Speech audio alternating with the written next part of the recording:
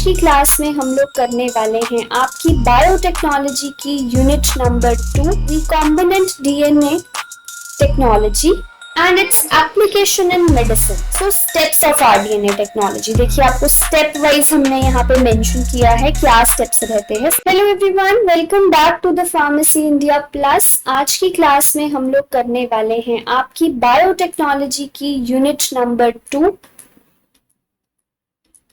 का first topic, that is recombinant DNA technology and its application in medicine. So आज की class में हम देखेंगे कि आरडीएनए के क्या एप्लीकेशंस हैं, आरडीएनए टेक्नोलॉजी क्या होती है, कैसे स्टेप्स जो हैं इसमें यूज किए जाते हैं, इसका डिटेल हम लोग आज करने वाले हैं। तो चलिए अपनी क्लास को स्टार्ट करते हैं। सबसे पहले तो डेली अपडेट्स के लिए आप लोग फार्मेसी इंडिया के साथ जुड़ सकते हैं। व्हाट्सएप एंड टेलीग्राम पे जुड़ने के लिए यहाँ दिए गए स्कैनर्स पे आप लोग स्कैन करके डायरेक्टली ज्वाइन कर सकते हैं ग्रुप्स को, जहाँ पे आपको डेली बेसिस पे सारे अपडेट्स मिलते रहेंगे, जैसे कि आपकी क्लासेस के अपडेट्स, आपके जो एग्जाम के लिए अपडेट्स आते हैं, कोई भी आप एग्जाम के लिए प्रिपेयर कर रहे हैं उससे रिलेटेड अपडेट्स, आपका स्टडी मटेरियल, टेस्ट सीरीज, इस तरह के सारे डिटेल्स आपके व्हाट्सएप एंड टेलीग्राम पे आपको मिलते रहेंगे। ऑल्सो आप लोग डाउनलोड कर सकते हैं फार्मेसी इंडिया का मोबाइल ऐप, जो कि आप गूगल प्ले स्टोर से डाउनलोड कर सकते हैं। विद दिस स्कैन भी आप लोग जाके डाउनलोड कर सकते हैं। डायरेक्टली इसको स्कैन कीजिए, आप अपनी ऐप स्टोर पे यानी कि गूगल प्ले स्टोर पे डायरेक्टली पहुंच के इसको डाउनलोड कर सकते हैं। Now what is the advantage of this? आप इसे डाउनलोड करेंगे, आपको अपनी क्लासेस के पीडीएफ नोट्स, आपका study material, test related to this topics, ये सभी कुछ यहाँ पे प्रोवाइडेड होगा इस ऐप के अंदर। सो ये बहुत हेल्पफुल रहने वाला है। You guys can download this. So let's start with the table of contents. इस क्लास में जो मैं करवाने वाली हूँ, सबसे पहली चीज तो है इंट्रोडक्शन, क्या है आपका आरडीएनए टेक्नोलॉजी, इसका सारा डिटेल और क्यों हम इसे कर रहे हैं, इसका गोल क्या है एंड द रीजन बिहाइंड, हम लोग क्यों आरडीएनए टेक्नोलॉजी में पहुंचे, नॉर्मल टेक्निक्स को हमने पीछे छोड़ के आरडीएनए को क्यों आगे किया और क्या इसका रोल रहता है। ऑल्सो इसके स्टेप्स क्या रहते हैं, किन स्टेप्स के थ्रू आप आरडीएनए टेक्नोलॉजी को कंप्लीट करते हैं। ऑल्सो आप यहाँ पे देखेंगे इसके एप्लीकेशंस क्या हैं मेडिसिन के अंदर, इंडस्ट्रीज के अंदर, तो इनके एप्लीकेशंस को भी हम आज डिटेल में समझने वाले हैं। लेट्स स्टार्ट बच्चों। सबसे पहले तो इंट्रोडक्शन करते हैं आरडीएनए टेक्नोलॉजी की। देखिए आपको यहाँ पे एक डायग्राम गिवन है जहाँ पे एक बैक्टीरियल सेल है। बैक्टीरियल सेल में आपने एक जीन ऑफ इंटरेस्ट जो है उसको डालना है। आरडीएनए जो आपने बनाया था रिस्ट्रिक्शन एंजाइम की हेल्प से उसको प्लाज्मिड में डाला और देन आपने उसको बैक्टीरियल सेल के अंदर इंसर्ट करवाया। ये आपका आरडीएनए टेक्नोलॉजी है। इसमें आप इन्वॉल्व करते हैं डीएनए फ्रॉम 2 डिफरेंट सोर्सेस। अलग अलग 2 सोर्सेस से आप डीएनए को कंबाइन करके, उसको मैन्युपुलेट करके, चेंज करके, मॉडिफाई करके एक रिकॉम्बिनेंट बनाते हैं, जिसे हम आरडीएनए कह रहे हैं। इस आरडीएनए को हम होस्ट सेल के अंदर, होस्ट ऑर्गेनिज्म के अंदर इंट्रोड्यूस करते हैं, इंसर्ट करते हैं with the help of vector. Vector की हेल्प से हम इसको इंसर्ट करते हैं। ये वाइडली यूज किया जाता है मेडिसिन में, एग्रीकल्चर में एंड रिसर्चेस में। सो ये टेक्नोलॉजी जो है आज के टाइम पे बहुत वाइडली यूज की जा रही है। ठीक है जी। सो स्टेप्स ऑफ आरडीएनए टेक्नोलॉजी। देखिए आपको स्टेप वाइज हमने यहाँ पे मेंशन किया है क्या स्टेप्स रहते हैं। सबसे पहला रहता है आइसोलेशन ऑफ जेनेटिक मटेरियल, यानी कि आपने अपना डिजायर्ड जीन जो है उसको आइसोलेट करना है। जब आप अपने डिजायर्ड जीन को आइसोलेट कर लेंगे, इस डिजायर्ड जीन को आपको कट करना है थ्रू रिस्ट्रिक्शन एंजाइम। सो अगर आपके पास ये डीएनए है, इस डीएनए के अंदर आपके पास एक डिजायर्ड जीन है जो कि हम मेंशन कर देते हैं विद दिस रेड कलर। इस डिजायर्ड जीन को कट करने के लिए आपके पास आएगा एक रिस्ट्रिक्शन एंजाइम और ये रिस्ट्रिक्शन एंजाइम इसको स्पेसिफिकली कट कर देगा। आफ्टर कटिंग दिस ये आपके पास आ गया आपका डिजायर्ड जीन। नाउ इसे हम वेक्टर के अंदर इंट्रोड्यूस करेंगे। ये आपका वेक्टर था, वेक्टर को भी आपने उसी के साइज से कट कर दिया है with the help of restriction enzyme. इसको हमने ओपन वेक्टर बना दिया है। ओपन वेक्टर कैसे बनाया है? With the help of restriction enzyme. Similarly जैसे आपने डिजायर्ड जीन को कट किया था, इसे भी वैसे ही कट कर दिया है। नाउ लाइगेशन का क्या मतलब है? इसे उठा के इसके ऊपर आपने स्टिक कर दिया, इस तरह से लाइगेट कर दिया। नाउ ये अब आपके पास जो बना, this is called as rDNA। ये आपके पास बन गया रिकॉम्बिनेंट डीएनए। नाउ इस रिकॉम्बिनेंट को आपको ट्रांसफॉर्म करना है into the host cell. Transformation के थ्रू आप इसको डालेंगे इनटू द होस्ट सेल। इस तरह से आपने होस्ट के अंदर इसको इंट्रोड्यूस कर दिया है। नाउ आप इसकी स्क्रीनिंग करेंगे, इसकी ग्रोथ करवाएंगे और आप इसकी स्क्रीनिंग करेंगे। स्क्रीनिंग हम करते हैं with the help of some markers. So जब इसकी सेल के अंदर ग्रोथ हमें दिखाई दी, इस तरह से हम अपने सेल के अंदर ग्रोथ दिखाई दी, इस ग्रोथ के अंदर हम स्क्रीनिंग करेंगे ट्रांसफॉर्म्ड और नॉन ट्रांसफॉर्म्ड सेल्स के बीच में। कितने सेल में रिकॉम्बिनेशन हुआ है, कितने सेल्स में रिकॉम्बिनेशन नहीं हुआ है। सो ये स्क्रीनिंग हम लोग करेंगे एंड ये स्क्रीनिंग होगी with the help of some markers. कुछ सिलेक्टेबल मार्कर्स की हेल्प से हमें ये स्क्रीनिंग करनी है। लास्ट में हम एक्सप्रेशन करेंगे अपने जीन का और उसका प्रोडक्ट हम लोग फॉर्म कर लेंगे। जीन्स का प्रोडक्ट हम लोग फॉर्म कर लेंगे। So this is the basic steps. जो बेसिक स्टेप्स आपके आरडीएनए में यूज किए जाते हैं, जेनेटिक इंजीनियरिंग में यूज किए जाते हैं। ये स्टेप्स में कुछ भी चेंज नहीं होता है। हमेशा आपको कोई भी प्रोडक्ट बनाना है, आपको इन स्टेप्स को ही यूटिलाइज करना पड़ेगा। स्टेप नंबर 1 की तरफ आते हैं, आइसोलेशन ऑफ जेनेटिक। अब हम यही स्टेप्स को थोड़ा सा डिटेल में करने वाले हैं। Step number 1 is isolation of genetic material. तो हम लोग सबसे पहले डीएनए को ऑब्टेन करेंगे फ्रॉम ह्यूमन, एनिमल और माइक्रोबियल सेल। जहां से भी हमें सोर्स से चाहिए हम उसको निकाल लेंगे। उसके बाद हम उसे फिजिकली सेंट्रिफिकेशन या फिर केमिकली लाइसिस बफर या फिनोल क्लोरोफॉर्म मेथड से इसको आइसोलेट करेंगे, निकालेंगे। उसके बाद प्यूरिफाइड डीएनए को हम स्टार्टिंग मटेरियल की तरह, प्रिकर्सर की तरह यूज करेंगे।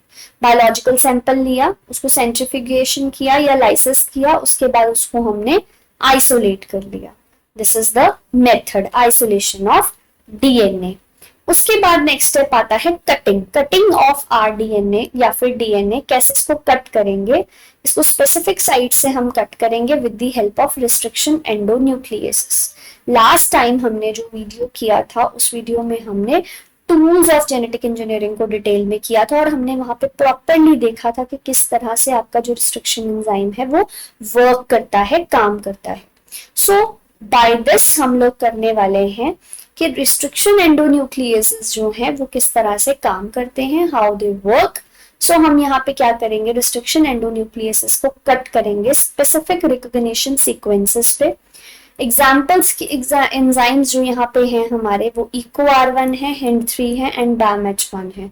इनमें से कोई भी आप एंजाइम जो है, रिस्ट्रिक्शन एंजाइम जो है वो यूज कर सकते हैं। उसके बाद ये दो तरह के एंड्स बनाता है, स्टिकी एंड्स और ब्लंट एंड्स, जो फर्दर प्रोसेसिंग में हम लोग यूटिलाइज करते हैं। सो स्टिकी एंड्स कब बनाता है? स्टिकी एंड्स बनाता है जब ओवरहैंग्स होते हैं, लाइक दिस। ऐसा कट जब ये देगा ओवरहैंग्स के साथ तो ये फॉर्म करेगा स्टिकी एंड्स। ब्लंट एंड्स जब ये देगा तो इसमें नो ओवरहैंग्स होंगे, इसमें ये डायरेक्टली सीधा सीधा एक कट दे देगा। So these are the differences between sticky and the blunt ends. Unit 2 के फर्स्ट टॉपिक में हम लोगों ने समझा था कि हमारे टूल्स क्या हैं बेसिकली, और अब हम उन टूल्स को यूटिलाइज करके अपना आरडीएनए का एप्लीकेशन देख रहे हैं। Now, step number 3 is ligation of DNA. Ligation of DNA क्या है? टारगेटेड जीन जो है उसको इंसर्ट करेंगे वेक्टर के अंदर। टारगेट जीन को हम लोग इंसर्ट करेंगे वेक्टर के अंदर, फाज के अंदर। प्लाज्मिड और फाज कुछ भी हो सकता है, उसको इंसर्ट करना है। डीएनए लाइगेज एंजाइम है जो सील करता है निक्स को और ये रिकॉम्बिनेंट्स फॉर्म करता है। सो अगर हम वेक्टर को भी सिमिलर फॉर्म में कट कर दें तो यहाँ पे जो स्पेस कट करने से बचा हमारे पास, उस स्पेस में हम अपना डिजायर्ड जीन को इस तरह से स्टिक करेंगे और इस तरह से सील कर देंगे निक्स, ठीक है। और ये जो हमारे पास बनेगा ये बनेगा आरडीएनए। मतलब वेक्टर के अंदर जब हम अपने जीन को इंसर्ट कर देते हैं तो ये फॉर्म करता है आपके पास आरडीएनए, आरडीएनए, राइट। सो वेक्टर्स के अंदर कुछ ओरिजिन ऑफ रेप्लिकेशन साइट्स होते हैं, कुछ सिलेक्टेबल मार्कर्स होते हैं और कुछ क्लोनिंग साइट्स होती हैं which help us to do further transformations, और further selections के टाइम पे वो हमें हेल्प करते हैं। नाउ ट्रांसफॉर्मेशन का स्टेप जो है वो क्या है, रिकॉम्बिनेंट डीएनए इंट्रोड्यूस करेंगे होस्ट सेल के अंदर जैसे इकोलाई के अंदर, और इसको इंट्रोड्यूस करने के बहुत सारे मेथड्स हो सकते हैं। Some of the methods are heat shock method, electroporation या फिर माइक्रो इंजेक्शन। तीनों मेथड से हम लोग अपने आरडीएनए को इंट्रोड्यूस कर सकते हैं होस्ट सेल के अंदर। होस्ट सेल रेप्लिकेट करता है और एक्सप्रेस करता है रिकॉम्बिनेंट डीएनए को। पहले वो रेप्लिकेट करेगा, फिर वो दिखाएगा इसमें कुछ रिकॉम्बिनेंट्स बना के और कुछ नॉन रिकॉम्बिनेंट्स बना के। Now coming towards the fifth step, that is screening of recombinants. Now screening के टाइम पे हम कैसे आइडेंटिफिकेशन करते हैं, हम जब फाइनल आइडेंटिफिकेशन कर रहे हैं सक्सेसफुली ट्रांसफॉर्म्ड सेल की, तो हम इसको दो तरीके से कर सकते हैं। First one is blue white screening,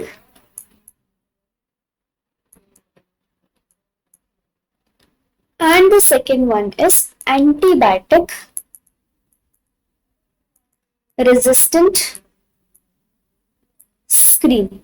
blue white screening में जितने भी, इसमें हम यूज करते हैं लैक्जेड प्रोटीन, तो जितने भी व्हाइट कॉलोनीज आएंगे वो सभी रिकॉम्बिनेंट्स आएंगे, और जितने भी ब्लू कॉलोनीज आएंगी वो सभी नॉन रिकॉम्बिनेंट्स आएंगी। तो इस तरह से ब्लू व्हाइट स्क्रीनिंग होती है। एंटीबायोटिक रेजिस्टेंट के केस में क्या होता है, जितने भी जीन्स एंटीबायोटिक को रेजिस्ट करते हैं वो सभी सरवाइव कर जाएंगे और अदर वंस जो हैं वो किल हो जाएंगे।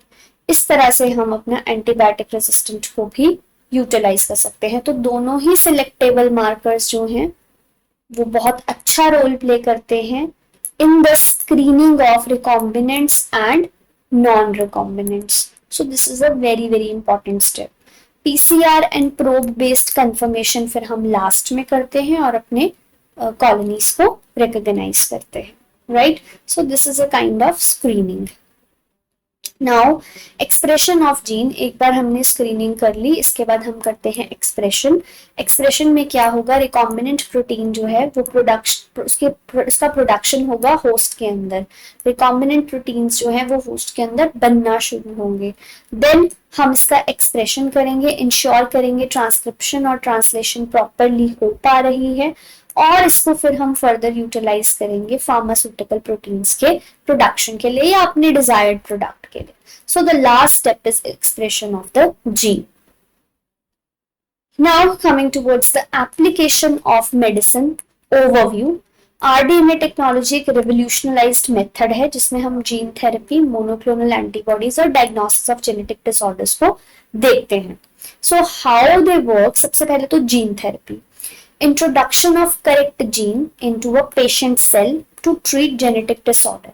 हम अब जो भी जीन्स में अफेक्ट था, जो प्रॉब्लमैटिक जीन्स थे, उनको करेक्ट करके पेशेंट के अंदर इंट्रोड्यूस करते हैं और उसको उसके जेनेटिक डिसऑर्डर को ट्रीट करते हैं। This is gene therapy.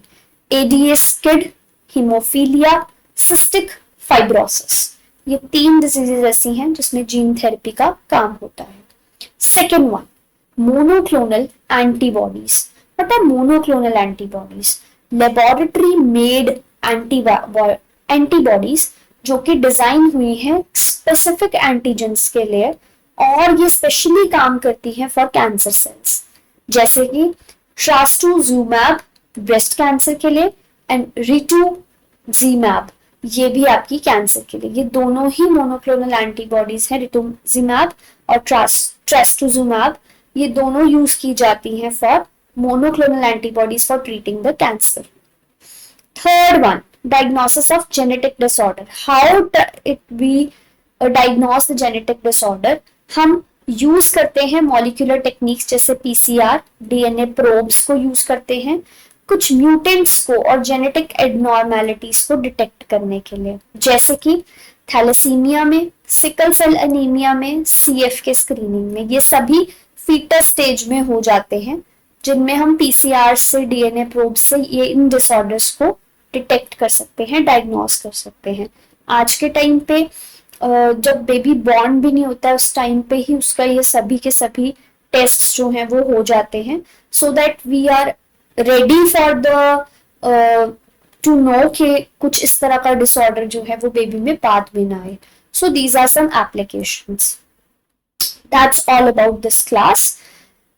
इस क्लास में बस इतना ही था। तो हमने आज की क्लास में देखे एप्लीकेशंस और हमने देखे steps of rDNA technology. So that's all about today's class. Thank you so much. See you in the next class with the next video. Thank you.